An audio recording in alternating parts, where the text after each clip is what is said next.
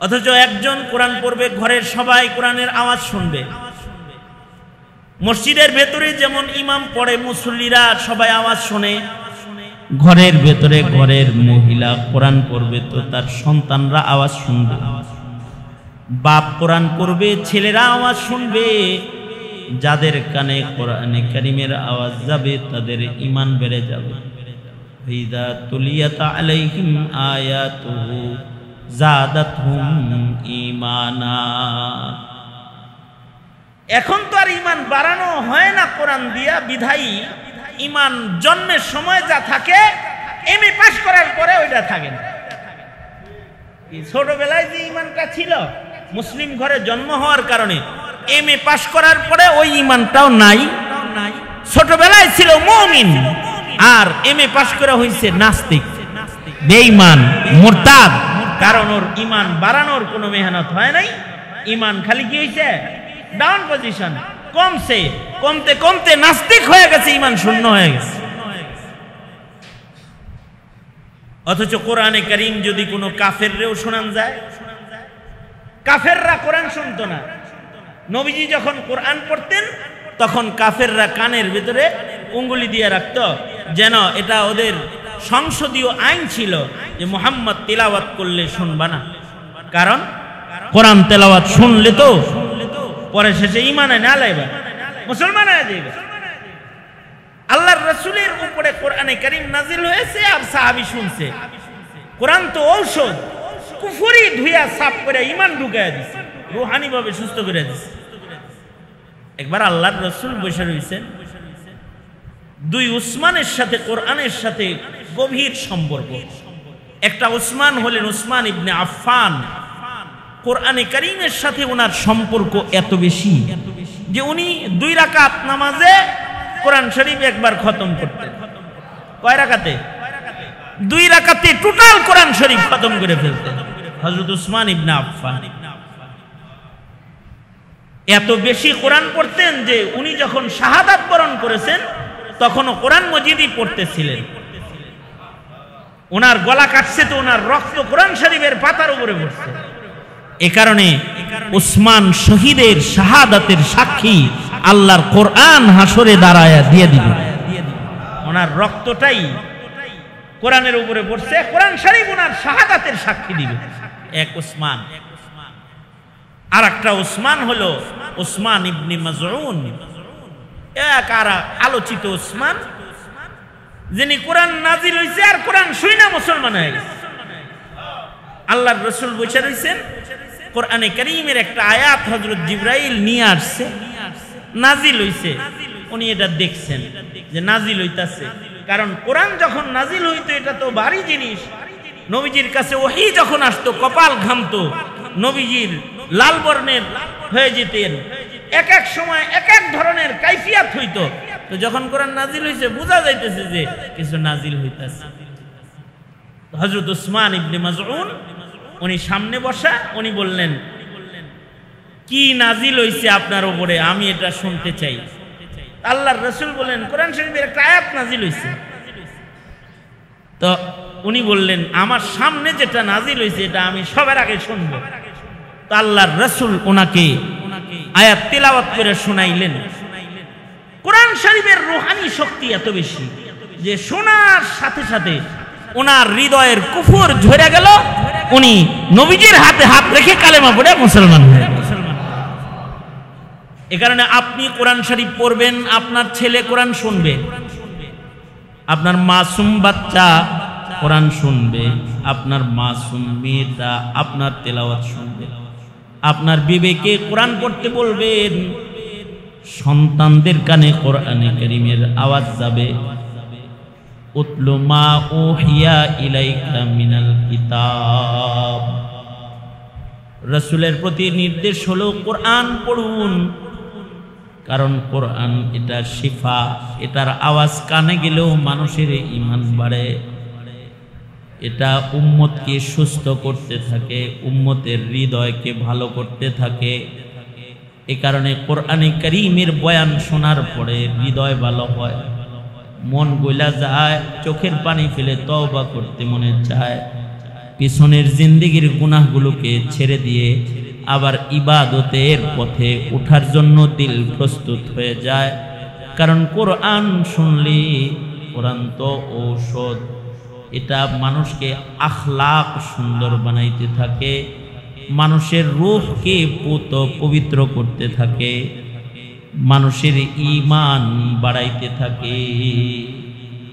এ কারণে নিজেরা কোরআন পড়া, ঘরের ভেতরে কোরআন শরীফের তিলাওয়াত জারি করা। দ্বিতীয় নম্বর কাজ সুস্থতার জন্য। মানুষ যখন গুনাহ করে, রুহানি অসুস্থতার কারণে মানুষ গুনাহ করে। মানুষের গুনাহ কি জন্য হয়? রূহ অসুস্থ হয়ে গেলে মানুষের গুনাহ হয়। আর রূহ যাতে সুস্থ হয়, তাদের দ্বারা গুনাহ হয় না, তাদের দ্বারা ইবাদত হয়। রুহানি সুস্থতার জন্য কোরআনে কারীম যেমন কার্যকরী, রুহানি সুস্থতার জন্য নামাজ এরকম কার্যকরী। সমাজের মানুষদেরকে যদি নামাজ পড়ান যায়, তাহলে এরা সুস্থ হয়ে যায়। কারণ ইন্নাস সালাতা তানহা আনিল ফাহশাই ওয়াল মুনকার, নামাজ মানুষকে সকল প্রকারের ফাহেশা এবং মুনকার কাজ থেকে মানুষকে বাঁচায় রাখবে তার নামাজ। কিন্তু শর্ত আছে। শর্ত হলো নামাজটা ইকামতে সালাত হইতে হবে। ইকামতে সালাত কাকে বলা হয়? ইকামতে সালাত বলা হয় নামাজকে নামাজের তরিকায় পড়া, মাসাইল ঠিক করে নামাজ পড়া। মাসাইল ঠিক করে নামাজ পড়া, আন্দাজি মান্দাজি নামাজ না। নামাজের মাসাইল গুরুত্বপূর্ণ, মাসালা ঠিক করে নামাজ পড়বে। একটা সুন্নতের খেলাফ যেন না হয়, একটা মুস্তাহাব যেন খেলাফ না হয়। নামাজকে মাসআলা সহ পড়বে। মাসালা ও সুনান, মাসাইল এবং সুনান এগুলো খেয়াল করে যদি নামাজ পড়ে, তাহলে ইকামতে সালাত হবে। যার নামাজের মধ্যে সুন্নত নাই, যার নামাজের ভেতরে মাসাইল নাই, তার নামাজ আবার তাকে গুনাহ থেকে বাঁচাবে না। কেউ নামাজ পড়ছে, তার ওযুই ঠিক হয় নাই। নামাজ পড়ছে, তার শরীর পাক না, কাপড় পাক না, নামাজের জায়গা পাক না, মাসআলা ঠিক নাই, তার নামাজ তাকে উপকার করবে না। নামাজ উপকার করবে কখন? নামাজের ইকামত হবে যখন। নামাজকে ইকামতে সালাত কিভাবে করবে? এক নাম্বার, ইকামতে সালাত করার জন্য মাসাইলে সালাতকে জব্দ করবে। নামাজের মাসালা শিখবে। বাপ মাই নামাজের মাসালা জানে না, ছেলে সন্তান জানবো কই থেকে? বড় ভাই নামাজের মাসালা জানে না, ছোট ভাই জানবো কই থেকে? সমাজের চেয়ারম্যান নামাজের মাসালা জানে না, তার ভোটার মাসালা জানবে কিভাবে? নামাজের মাসাইল তো এত সহজ মাসাইল না। নামাজ তো সর্বোত্তম ইবাদত, এক নাম্বার ইবাদত। শরীয়তে ইসলামে নামাজের কথাই সর্বপ্রথম আল্লাহ তাআলা হাসরে জিজ্ঞাসা করবে। আউয়ালু মা ইউহাসাবু বিহিল আবদু ইয়াউমাল কিয়ামাতি সালাহ। নামাজ কেমনে পড়ছে, নামাজ পড়ছে কি না, কিভাবে পড়ছে, পড়লে পড়ে হাসরে দেখাইতে হবে। এই নামাজের হিসাব সবার আগে হবে। যার নামাজের হিসাব আসানের সাথে যে উত্তীর্ণ হয়ে যাবে, তার বাকি হিসাব সহজ হয়ে যাবে। নামাজের হিসাবে যে ধরা খায় যাবে, সে বাকি হিসাবেও ধরা খায়। কারণে নামাজকে বড় মাসাইল শিখার নামাজ পড়তে হয়। কেউ যদি মাসআলা না জানে, আর যদি আসরের নামাজের পরে নফল পড়া শুরু করে মাগরিব পর্যন্ত, মাসাইল না জানার কারণে তার নামাজের দ্বারায় তার কোনো উপকার হবে না, না কোনো নেকি হবে, না তার কোনো উপকার হবে। আসর থেকে মাগরিব কোনো নফল নামাজ আছে? মাসাইলের খেলাফ করলো, যে হুজুর কইছে না পড়তে, হুজুরের কথায় নামাজ পড়ুন নাকি বেটা? আসর থেকে মাগরিব পর্যন্ত পুরা নফল নামাজ পড়ছে। মাসালা মাফিক পড়ছে না মাসালা খেলাফ করছে? মাসালার সওয়াব হইব তো, নেকি হইব তো। ফরজ নামাজে ইমাম সাহেব দাঁড়ায় গেছে, ইমাম সাহেব ফরজ শুরু করছে, একামত শুরু হয়ে গেছে। হ্যার ঘড়ি মনে করেন নষ্ট, হ্যার ঘড়িতে বাজে 20, 8:20, আর মসজিদের ঘড়িতে বাজে 8:30। হে তো মসজিদে ঢুইকাই, হে হের ঘড়ি দেখছে, মসজিদের ঘড়ি দেখে নাই, দাঁড়ায় পড়ছে। ঘড়িতে বাজে কত? 8:20 বাজে না হের ঘড়িতে? মসজিদের ঘড়িতে দেখে নাই। ইমাম সাহেব যে নামাজে দাঁড়াইছে এটা কি হে রাতের ঘড়ি দেখে দাঁড়াইছে না মসজিদের ঘড়ি দেখে দাঁড়াইছে? মসজিদের ঘড়ি দেখে। এবার ইমাম সাহেব তো নামাজে দাঁড়ায় গেছে, ইকামত শুরু হয়ে গেছে। এবার বলুন মাসালা কি? ফরজ নামাজও চলবে, হের সুন্নতও চলবে না? কি সুন্নত চলবে তার? ইমাম সাহেব ইকামত চলতেছে, হে আয়া সুন্নতের নিয়ত করছে, সুন্নত করতেছে। যখন ইমাম নামাজের জন্য দাঁড়ায়া যায় তখন সকল সুন্নত ও নফল ক্যান্সেল হয়ে যায়। এবার সুন্নত নফল নামাজের চাইতে জামাতের গুরুত্ব বেশি। এই মাসালা যদি ওই ইমাম একদিক দিয়ে ফরজ পড়বো, ও আর এক দিক দিয়ে কি পড়বো? কথা কান না কে? ও আর এক দিক দিয়ে সুন্নত পড়তে থাকবে। কিছু বেরঙ্গা মুসল্লি আছে দেখবেন, ইমাম সাহেব খতিব সাহেব জুমার দিনের আলাদা আর একটা মাসালা হলো, জুমার দিনে যদি খতিব মিম্বরে চলে আসে তো হাদিসে আছে খতিব মিম্বরে আসবে তো সবার নফল ক্যান্সেল হয়ে গেল। এবার খতিবের বয়ান শোনা, খুতবা শোনা ওয়াজিব। খুতবা শুনতে হবে। একদিক দিয়ে খুতবা চলতেছে আর আরেক দিক দিয়ে হে দুখুলুল মসজিদ পড়তেছে, তাহিয়াতুল ওযু পড়তেছে। হইব তো? মাসাইল না জানার কারণে নামাজ পড়তেছে। কেউ কেউ নামাজ পড়তেছে, ফরজ নামাজ চলতেছে, আর এ দ্বিতীয় রাকাতেও নামাজে অন্যরা দাঁড়াইছে, এনে দাঁড়াই ফজরের সুন্নত আদায় করতেছে। হ্যাঁ, একটা নামাজ সুন্নত, ফজরের সুন্নত, এটাকে হাদিসের কোন কোন বর্ণনায় এটাকে সুন্নত বলে না। ফজরের 2 রাকাত সুন্নত যেটা, এটা মুআক্কাদা, এটা ওয়াজিব। কোন বর্ণনায় বলে এটা ওয়াজিব, সুন্নতটা ওয়াজিব। তাহলে এই ওয়াজিবটা কত সময় পর্যন্ত আদায় করা যাবে? কেউ বলে ইমাম জামাতে দাঁড়ানোর আগে এটা পড়তে হবে, আর কেউ বলে কম আজ কম, যদি ফকিহদের কেউ কেউ বলে যে দ্বিতীয় রাকাতের রুকু পাওয়ার নিশ্চয়তা যদি মুসল্লির হৃদয়ে থাকে সেক্ষেত্রে সংক্ষেপে 2 রাকাত সুন্নত পড়তে পারবে। আর যদি এই ভয় হয় যে আমি সুন্নতে দাঁড়াইলে 2 রাকাত শুদ্ধা যাইব, 2 রাকাত শুদ্ধা যদি চলে যায় সেই ক্ষেত্রে মাসালা হলো সে সুন্নতকে বাদ দিয়েই ফজর জামাতের সাথে ইমামের পিছনে আদায় করবে। তাও কোথায় আদায় করবে? কাতারের ভিতরে দাঁড়ায়া? আরে হেনে নামাজ হইতেছে, ফরজ নামাজ, মধ্যখানে দাঁড়ায়া সুন্নত পড়তেছে, ওর নামাজই হবে না। কোথায় নামাজ পড়বে? হাদিসে আছে আলা বাবিল মসজিদ, ইনদা বাবিল মসজিদ, মসজিদের দরজায় অথবা বারান্দায় এক কোণায় দাঁড়ায়া 2 রাকাত সুন্নত আদায় করবে। ফরজ নামাজের আহমিয়ত বুঝো না? তাহিয়াতুল ওযু আর দুখুলুল মসজিদ নিয়ে মারামারি করে মসজিদের ভিতরে আয়া। হ্যাঁ হবিস, তুই তো মাসআলাই জানিস না যে কখন ফরজ পড়তে হবে আর কখন ওয়াজিব পড়তে হবে, কখন সুন্নত পড়তে হবে। সুন্নত তো সুন্নত সময়ে পড়তে হয়। সুন্নত সুন্নতের সময় যখন অতিক্রম করে চলে যায়, সুন্নতের হুকুম ক্যান্সেল হয়ে সুন্নতটা তখন নফলে পরিণত হয়ে যায়।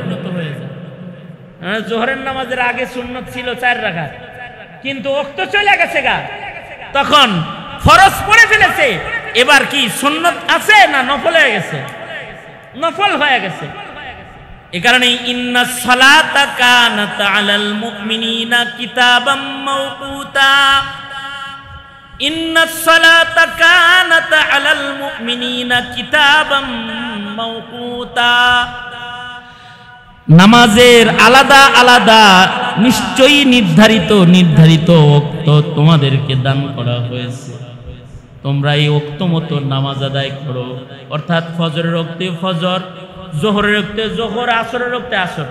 অর্থাৎ ফজরের ওয়াক্তে ফরজের ওয়াক্তে ফরজ, ওয়াজিবের ওক্তে ওয়াজিব, সুন্নতের ওক্তে সুন্নত, নফলের ওক্তে নফল। কেউ যদি আওয়াবিন আসরের পরে পড়ে ওই বনি মাগরিবের পরে টাইম নাই, মাগরিবের আগে আওয়াবিনটা হইরা আলাই, এটা যেমন হবে না, ওইরকম ফজরের সুন্নত সময় মতো না পড়লে পরে সুন্নত হবে না। এবার সুন্নতে সময় চলে গেছে, ফজরের নামাজ জামাতে পড়ে ফেলেছে, কিন্তু ঘড়ির কাঁটা দেখে এখনো পর্যন্ত সূর্য উঠতে 30 মিনিট বাকি আছে, মানে 30 মিনিট আগে মসজিদের জামাত হয়ে গেছে। বাইতুল্লাহ শরীফ যদি হয় তাহলে আউয়াল ওয়াক্তে ফজরের জামাত হয়ে গেছে। তো ফজরের জামাত হয়ে যাওয়ার পরে সূর্য উদয় পর্যন্ত সময় আছে এখনো 40 মিনিট প্রায়। এই 40 মিনিট কি করবে? এখন কাজা সুন্নতটা আদায় করে আলাই দিব নাকি কোন কি কথা কন না কে রে? হ্যাঁ আগ করে চাইছেন কে? হ্যাঁ সূর্য উদয় পর্যন্ত এখন নফল পূর্ব দাঁড়ায় দাঁড়ায় না, ফজরের জামাত থেকে সূর্য উদয় পর্যন্ত কোনো নফল নাই। মাসালা কেউ যদি না জানে তাহলে নামাজ পড়বে। আবার আল্লাহর রাসূল সাল্লাল্লাহু আলাইহি ওয়াসাল্লাম ফজরের নামাজের ইমামতি করেছেন। নবীর পিছনে এক সাহাবী ফজর পড়েছে, এবার রাসূল বসে রয়েছে, সাহাবী দেখে সূর্য উঠে নাই, ওক্ত এখনো আছে। সাহাবী আবার 2 রাকাত শুরু করে দিছে।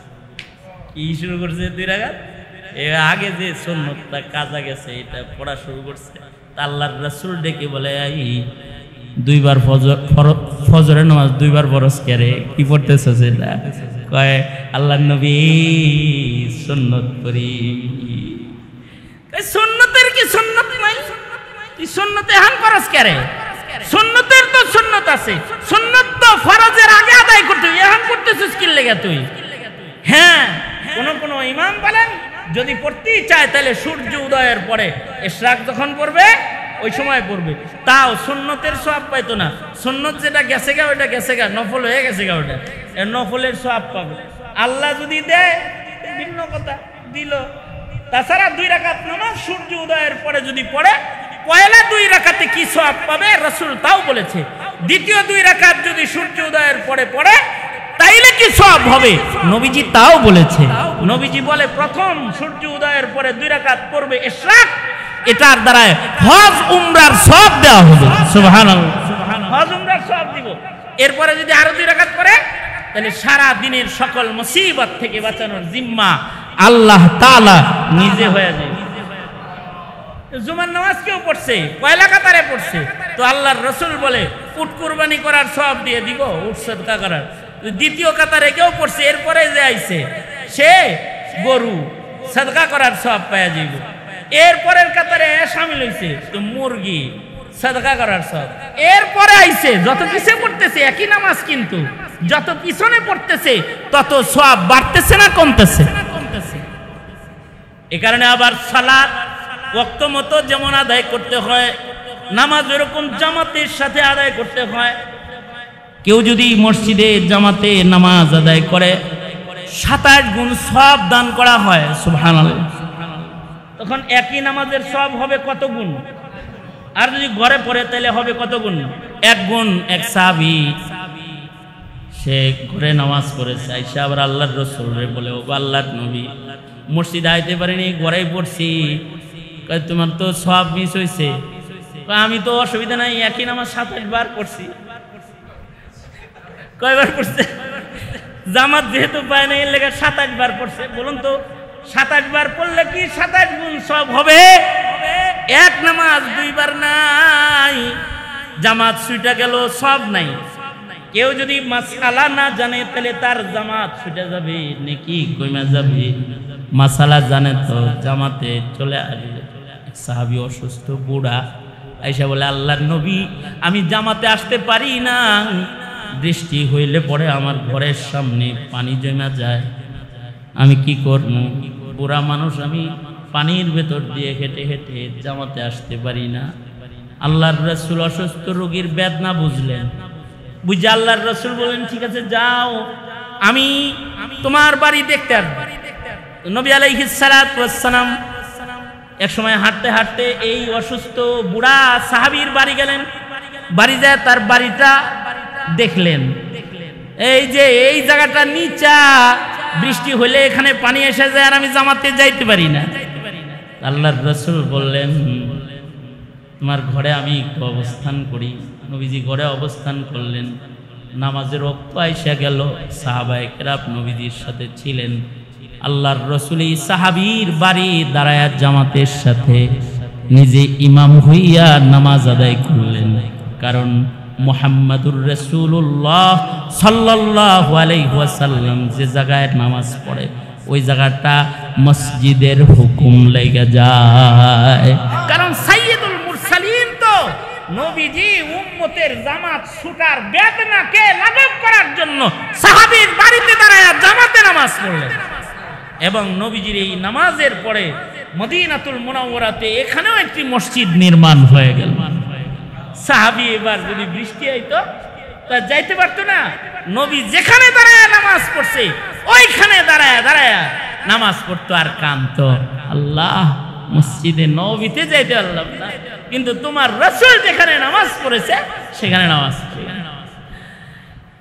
আমার আব্বা জান রহমাতুল্লাহি আলাইহি উনি আমার দাদিকে বলতেন যে এই যে ঘরের ভিতরে এই জায়গাটায় আমরা তোমার ছেলেরা সবাই মিলা জমাতে নামাজ পড়া জায়গাটা জমাতের নামাজের জায়গা বানায়া দিলাম।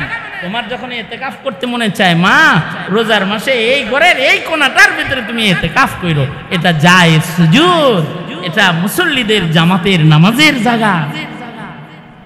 নামাজটা যদি নামাজের মুসাল্লায় দাঁড়ায় কেউ পড়ে, হ্যাঁ এই উম্মতের শরফ ও শান যে এই উম্মতকে আল্লাহ তাআলা গোটা মসজিদ জমিনটারই মসজিদ বানায় দিছে। জুইলাত লিয়াল আরদু কুল্লুহা মসজিদাও ওয়া তাহুরা, সারা পৃথিবীর গোটা জমিনকে আল্লাহ তাআলা আমাদের জন্য মসজিদ বানাইছে। যেখানে দাঁড়ায় নামাজ পড়বো সেখানে নামাজ হবে, কিন্তু কেউ যদি মসজিদে যায় নামাজ পড়ে তার নামাজের তাসির আলাদা, ওক্ত মতো নামাজ পড়লে তাসির আলাদা, মাসাইল সহ নামাজ পড়লে তাসির আলাদা।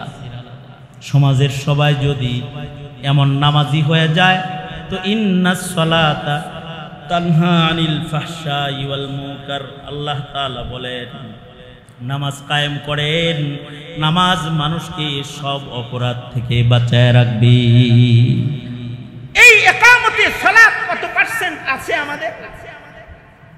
এই জুমার নামাজ যারা পড়তেছে অথবা জামাতের নামাজ যারা পড়তেছে, ইন কেস ইমাম সাহেব যদি ফল্ট করে আর মুসল্লি হিসাবে যদি মুয়াজ্জিন সাহেব বরাবর না থাকে, তাহলে এমন মুসল্লি এখন বের করা মুশকিল যেই মুসল্লি ইমামের মুসাল্লায় দাঁড়ায়া ফজরের নামাজের ইমামতিটা কমপ্লিট করে দিতে পারবে। কে? ঠিক না? খালি আপনাদের বুড়া সালে সব মসজিদে মসজিদে শত শত আছে নাকি বলেন? তো কথা কন না কেন? এই যে দুর্বল হালতের নামাজ আমরা পড়ি, আমার ছেলেকে সবল 2 রাকাত নামাজ পড়া শিখাই নাই, তো ও সমাজে গাঞ্জাখোর হবে না তো কে গাঞ্জাখোর হবে? ও মদপানকারী হবে না তো সমাজের যে ছেলেকে নামাজ শিখাই নাই ও জেনা করবে না তো জেনা করবেটাকে? ও মানুষ হত্যা করবে না তো করবেটাকে?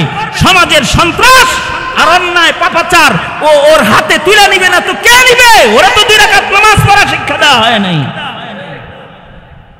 এই খানকা, এই মেহনত, এই নসিহা এর উদ্দেশ্য কি? সমাজের ঘরে ঘরে প্রত্যেকটা মানুষকে নামাজি হিসেবে গড়ে তোলে। এই দাওয়াত তাবলীগ ঘুরে বেড়ায়, ঘরে ঘরে যায়, একজন একজন করে বের করে নিয়ে আসে। মাকসাদটা কি? উদ্দেশ্য কি? ঘরে ঘরে প্রতিটা মুসলিম নর ও নারীকে নামাজি হিসেবে গড়ে তোলে। কারণ নামাজির সংখ্যা যত হবে সুস্থ মানুষের সংখ্যা তত হবে, আর নামাজ যত কমবে অসুস্থতা তত বাড়বে। এ কারণে সমাজের মানুষের নামাজকে বিশুদ্ধ নামাজ পড়াটাকে তালিম দিতে হবে। বিশুদ্ধ নামাজ যেন সবাই পড়তে পারে। আপনারা এক একজন ঘরের কর্তা এখানে আছেন, আকিমিস সালাহ, আপনি আপনার ঘরে নামাজকে কায়েম করুন। উতলু মা উহিয়া ইলাইকা মিনাল কিতাব, আপনার ঘরের প্রতিটি সদস্যকে কোরআন পড়া শিখান আর তাদের জিকির করা শিখান। সকাল সন্ধ্যা তারা জপুক, আল্লাহ আল্লাহ আল্লাহ আল্লাহ আল্লাহ জিকির করবে। জিকির করলে ফায়দা কি হবে? ওই এখন তো কেউই জিকিরের সবক আদায় করে না, অথচ ছোট ছোট জিকরুল্লাহর সবক 100 বার সুবহানাল্লাহ, 100 বার আলহামদুলিল্লাহ, 100 বার লা ইলাহা ইল্লাল্লাহ, 100 বার আল্লাহু আকবার, 100 বার ইস্তিগফার, 100 বার দুরূদ শরীফ। 10 মিনিট সময় লাগবে মাত্র করতে। যদি কেউ করে লাভ হবে কি? লাভ হবে হলো অনেক বড় ইবাদত। এটা জিকরুল্লাহ অনেক বড় ইবাদত। কি লাভ হবে? আল্লাহর রাসূল বলেন, লিকুল্লি শাইইন সিকালাতুন ওয়া সিকালাতুল কুলুবি যিকরুল্লাহ, লিকুল্লি শাইইন সিকালাতুন ওয়া সিকালাতুল কুলুবি যিকরুল্লাহ। আল্লাহর রাসূল বলেন, সব কিছু পরিষ্কার করার একটা যন্ত্র আছে, রেত আছে। আল্লাহর রাসূল বলেন, মানব হৃদয় এটা পরিচ্ছন্ন পরিষ্কার করতে চাও, কলবকে সাফ করতে চাও, তাহলে এটার রেত হলো জিকরুল্লাহ। বেশি বেশি জিকির করবা। তাহলে সমাজে এই 3 জিনিস যদি চালু করা যায়, সমাজের মানুষ সুস্থ মানুষ হবে। 1 নাম্বার তিলাওয়াতুল কোরআন, 2 নাম্বার ইকামতে সালাত, 3 নাম্বার জিকরুল্লাহ। কয়টা আমল? বলেন কয়টা আমল? তিলাওয়াতুল কোরআন, ইকামতে সালাত, বিশুদ্ধ নামাজি, মন করা নামাজি না, আন্দাজে মান্দাজে নামাজ পড়েন না নামাজি না, মাসায়েল সারা নামাজি না, মাসালাওয়ালা নামাজি। 2 রাকাত নামাজ ইমামের সামনে বসে, ইমামকে বসায় রাখা পয়রা জোরে জোরে শুনাইবেন, দেখেন তো আমার নামাজ হয়নি। যদি হয় বলে তাইলে এবার হইছে ইকামতে সালাত। আর মিয়া তাশাহুদ পারেন না, দোয়া মাসুরা পারেন না, সানা পারেন না, দুরূদ শরীফ পারেন না, সূরা ফাতিহা পারেন না, কষ্ট মষ্ট করে 3 সূরা মুখস্থ করছিলেন, এই দিয়া বাংলা নামাজ পড়ে হাইটা চলে যান। আর কোন যে হ্যাঁ নামাজ পড়ি, এরকম নামাজ না। নামাজের প্রতিটা মাসাইল জেনে বুঝে তারপরে নামাজ ঠিক করতে চান, যান একটা চিল্লা লাগান, একজন আল্লাহওয়ালার কাছে বসেন, তার সান্নিধ্যে কিছু কথা শোনেন, তার কাছ থেকে কিছু সবক নেন, নিয়ে নিজেকে পাল্টান, নিজেদের হৃদয়ের চিকিৎসা করেন। এই কলবি অসুস্থতা যতক্ষণ পর্যন্ত না দূর না হবে, চামড়া সুন্দর দিয়া আল্লাহ পাকের কাছে সৌন্দর্যের আসন দখল করা যাবে না। ওই স্বামীর কাছে ওই বউয়ের কোনো দাম নাই যার চামড়া সুন্দর কিন্তু রাত্রিবেলায় ঘরে তালাশ করে পাওয়া যায়।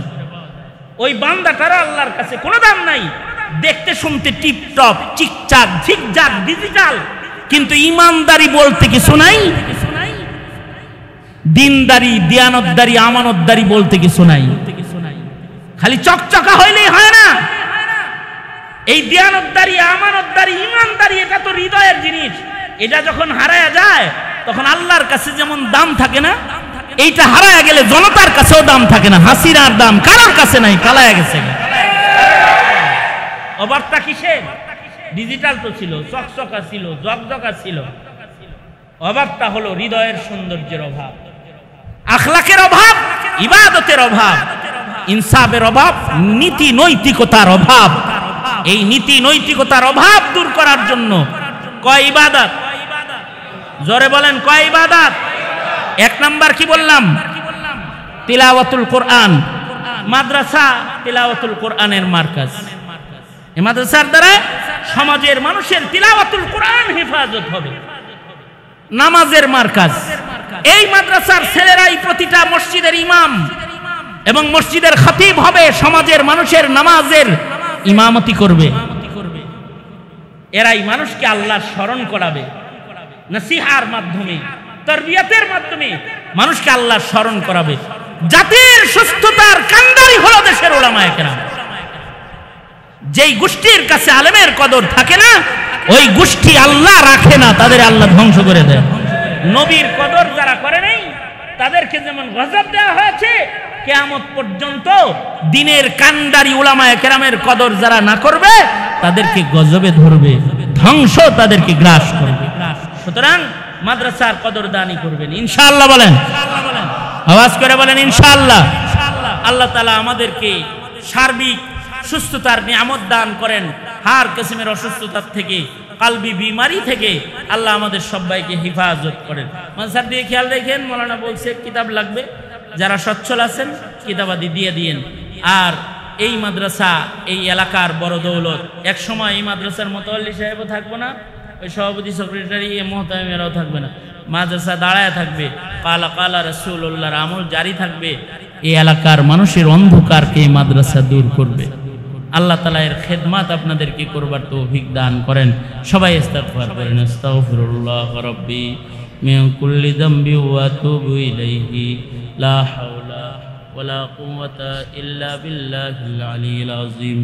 আস্তাগফিরুল্লাহাল্লাযী লা ইলাহা ইল্লা হুয়াল হাইয়ুল কাইয়্যুম ওয়া আতুবু ইলাইহি। প্রতি মাসে যদি একটা ইসলাহি মজলিস এখানে হয়, এক দিন যদি এক মাসে যদি একজন বুজুর্গ এখানে আসে, আপনারা হাজিরা দিতে তৈয়ার আছেন না ইনশাআল্লাহ? প্রতি মাসে একটা ইসলাহি মজলিস হবে, একজন বুজুর্গ আসবেন, আপনারা প্রতি মাসে একবার নসিহত শুনবেন ইনশাআল্লাহ। এই যে একদিনে 3 জন 4 জন নাই না, এই 3 জনেই 3 মাসে 3 দিন আনতেন, এসা পড়া কিছু কথা বলতো, দোয়া হয়ে যেত, খালাস শেষ। এটা করবেন, আল্লাহ তাআলা কবুল করে। আলহামদুলিল্লাহি রাব্বিল আলামিন, ওয়াসসালাতু ওয়াসসালামু আলা সাইয়্যিদিল আমবিয়া ওয়াল মুরসালিন মুহাম্মাদিন ওয়া আলা আলিহি ওয়া আসহাবিহি আজমাইন। রব্বুল আলামিন মাসিক ইসলাহি মজলিস ইয়া আল্লাহ প্রতি মাসে হবে। ওলামায়ে দ্বীন কথা বলেছে, এলাকাবাসী কথা শুনেছে, দূর দারাজ থেকে অনেকে এখানে এসেছে। রব্বুল আলামিন সবাই মিলা ভিক্ষুকের মতো 2টা হাত বাড়ায় ধরেছে। জিন্দেগীর সব গুনাহের জন্য তোমার কাছে মাপ চাই। আল্লাহ মেহেরবানি করে আমাদের জিন্দেগীর সব গুনাহ তুমি মাফ করে দাও। আল্লাহ জেনে না জেনে অন্ধকারে আল্লাহ গোপনে প্রকাশ্যে যত পাপাচার করেছি ক্ষমা করে দাও। বেপানাহকে পানাহ দান করো, বেরুজিকে রুজি দান করো। ইয়া আল্লাহ শান্তি দূর করে শান্তির ফয়সালা করো। এই মাদ্রাসা দিন দিন তারাক্কি উন্নতি দান করো। মাদ্রাসার মুহতামিম সাহেব, মাদ্রাসার আসতিজায়ে কেরাম, মাদ্রাসার ছাত্র তোলাবা, মাদ্রাসার কমিটির সদস্যরা, মাদ্রাসার মা হাউল এলাকাবাসী, মাদ্রাসার মুহিব্বিন মুতাআল্লিকিন সকলকে আল্লাহ তুমি কবুল মঞ্জুর করে নাও। রব্বুল আলামিন দিন দিন এই মাদ্রাসা সৌন্দর্য বাড়ায় দাও, তামিরাতের কাজ করায় দাও, হাজত পূরণ করে দাও। ইয়া আল্লাহ যারা খেদমত করে প্রাণ উজাড় করে খেদমত করতে পারে তৌফিক দান করো আল্লাহ। রব্বুল আলামিন আমরা যারা এখানে হাজির সকলকে ক্ষমা করে দাও। ইয়া আল্লাহ জুমারাতের বরকতে মাফ করে দাও। ইয়া আল্লাহ সকলের মরহুমদেরকে মাগফিরাত দান করো আল্লাহ। আল্লাহ আমাদের জিন্দেগীর সবার গুনাহ তুমি মাফ করে দাও আল্লাহ। আল্লাহ অনেকের মা বাবা অন্ধকার কবরের বাসিন্দা, তাদের মা বাবারে মাফ করে দাও, জান্নাত দিয়ে দাও। যাদের আব্বা আম্মা আছে হায়াত বাড়ায়া দাও, বেশি বেশি করে খেদমত করতে পারে তৌফিক দান করো রব্বুল আলামিন। পুরাদের হযরত আবু বকর বানায়া দাও, যুবকদেরকে খালিদ বিন ওয়ালিদ বানায়া দাও, পর্দার আড়ালের মা বোনদের হযরত ফাতিমা খাদিজা বানায়া দাও আল্লাহ রব্বুল আলামিন।